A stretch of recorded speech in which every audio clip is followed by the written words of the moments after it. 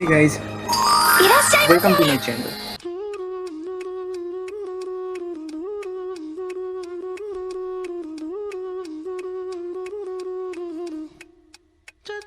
Today's video is going to be a bit sad and maybe too much sad.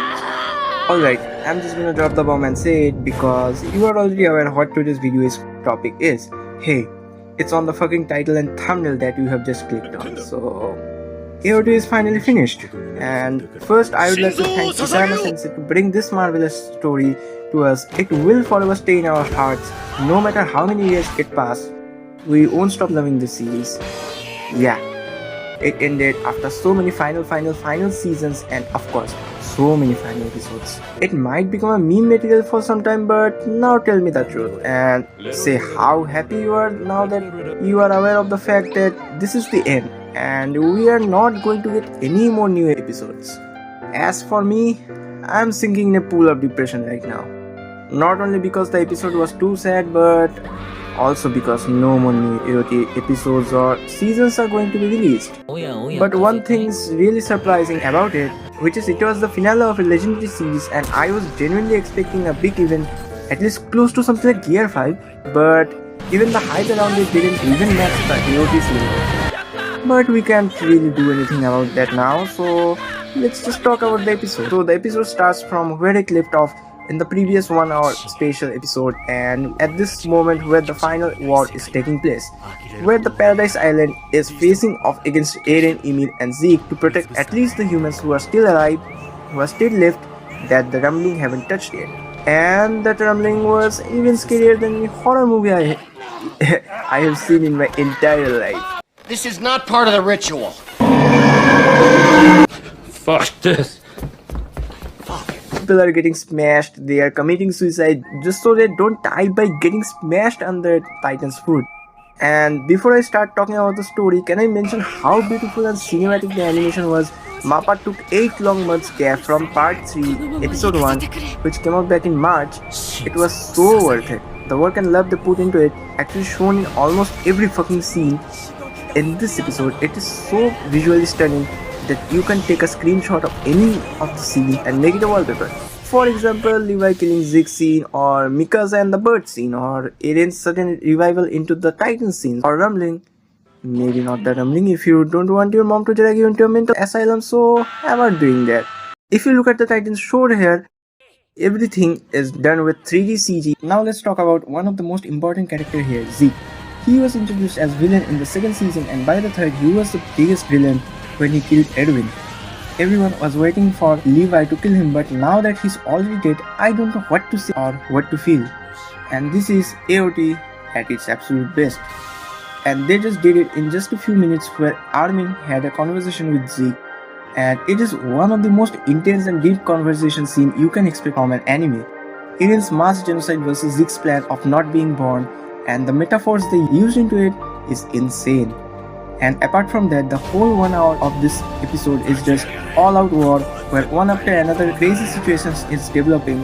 Our heroes are winning and then something happens again and they suddenly started to lose. It was just a full roller coaster ride. We also got an alternate ending kind of thing in a dream sequence where Eren left everything and ran away with Mikasa, and not gonna lie, I wanted to see that happen so much, but we get another Lelouch Britannia style ending. What actually makes me sad is looking at Mikasa when she was hesitating that she can't do it, but she had to do it anyway. After that, another long dialogue sequence between Eren and Armin, which is, by the way, is the best dialogue scene, or you can say the most emotional one here. We get to see the human side of Eren after all this time. Not the god types or the ruthless killer type, but our old Eren from the first few seasons. So many shocking things get revealed in that conversation, that Eren killed the 80% of humanity, or Eren being responsible for the death of his own mother. That's fucked up. I mean, it just couldn't get more darker. Seriously. What happened with Eren's life, every suffering, every death of his comrades, his mother, and even his own death. He is behind everything. The next big shock it gave us is that the person Founder is waiting for is actually Mikasa. The person you love or the world, what would you choose? In this situation where Ymir chose the person she loved by attempting to eradicate the whole human race, On the other hand, Mikasa killed the only person she loved the most, set up a difference between her, which is shown in the scene where Mikasa had Eren's head around her arms, and the real version of Ymir, which is shown in this series for the first and the last time, standing in front of her. And then there's this scene where the king got killed and Ymir is with her kids, which is an alternate reality thing that Ymir wanted. If the king got killed, then she could spend the rest of her life with her kids. Ymir literally broke the record of Steve Rogers by loving the king for 2000 years.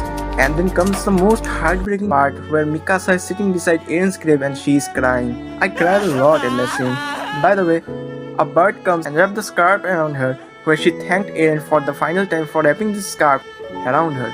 The amount of foreshadowing used in AOT is just insane. For example, a lot of people are confused about the white bird and why Mikasa called that bird Eren. So it's not as Isayama showed that Eren gets reincarnated as bird, but throughout the series, white birds are symbolized as the sign of freedom, and what Eren wanted was also freedom, and that's where it all comes together. Then there's series of all other nakamas of Eren who are trying to live their lives and trying to move on, where my favorite scene is Levi giving chocolates to kids. Again, a big applause for our Isayama sensei here. Now just what a beautiful scene. Also a bit of unexpected because we are talking about Levi here. Then we see history after a lot of time with her kid, and no, that's not Eren's kid. She got married and had kids, that's it. And they didn't bother to show us who she's married to, and personally after crying that hard, I didn't even care. Also, a lot of people are saying that Isayama wasted Historia's character because she didn't fight at the end with Paradise Island. Now, just remember for a second why Vivi didn't join the Straw Hat Pirates, although she wanted to go with Luffy and the others, and she just needs to say it, because they were waiting for her at the shore. The same reason why Historia didn't fight during the rumbling, because she is the current princess of Eldia, and if she died, what would happen to her kingdom? Then we saw at the end credits that years and years had passed and the society started to modernize and they started wars again. Isayama showed us the same thing that Madara said. When there's more than one human, conflicts bound to happen. Just look at our history, how many wars humans had fought over the years and how many people got killed, but war still isn't a thing of the past. No matter if they have the Titan's power or not, they will create something far dangerous than that and continue to fight. Now let's talk about the question everyone is asking about. So did Mikasa get married to John? So as per my prediction, the unknown guy with Mikasa is actually Armin, and that baby is actually Armin and Anis. Now just think, if Mikasa did get married to John, why would he bring his wife every day to visit her past lover's grave? Why would he allow Mikasa to spend so much time sitting near Eren's grave? Wouldn't it be a bit rude of Mikasa to remind her husband every day if Eren didn't die and if he was still alive, there's not a chance in hell that she could get married to John? Just think about it. And in the last scene where we see a boy and his dog comes in front of that tree where Eren and Mikasa's grave was, and also if you remember, this is the same tree where Ymir got her Titan power, and that was absolutely a fucking beautiful and very well done scene, by the way. But now come back to this. The boy and the dog headed straight into the big hole in the tree, and that's where the episode ends. Now the interpretation are that boy is going to get Titan's power and the history is going to repeat itself again.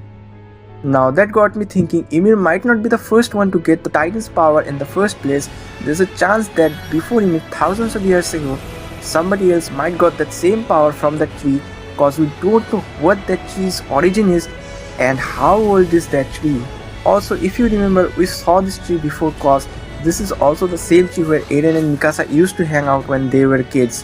And the amount of foreshadowing used here is just genius, and how much pre-planned everything is makes this series more amazing and helps to keep up the pacing.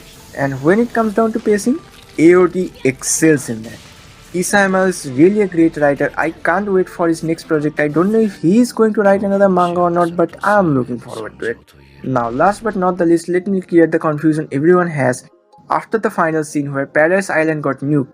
Everybody is thinking that everything that Eren has done for 4 whole seasons is in vain, because at the end he couldn't protect Paradise Island. So what Eren actually wanted is that his friends live peacefully without any wars, and Isayama clearly shows us that Everyone lived peacefully through Mikasa when she died of old age with the scarf around her neck that Eren wrapped around her.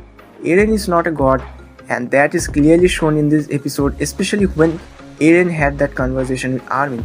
Eren doesn't really have a control or even give a fuck about what would happen thousands of years later, cause the only thing he sacrificed himself for is Nakama's well-being. And that's about it. Let me know in the comments what you think about this episode. A special thanks to my editor Rishu. Like, share and subscribe please. And for one last time, peace out. 兵士を怒れ兵士を叫べ兵士を叩け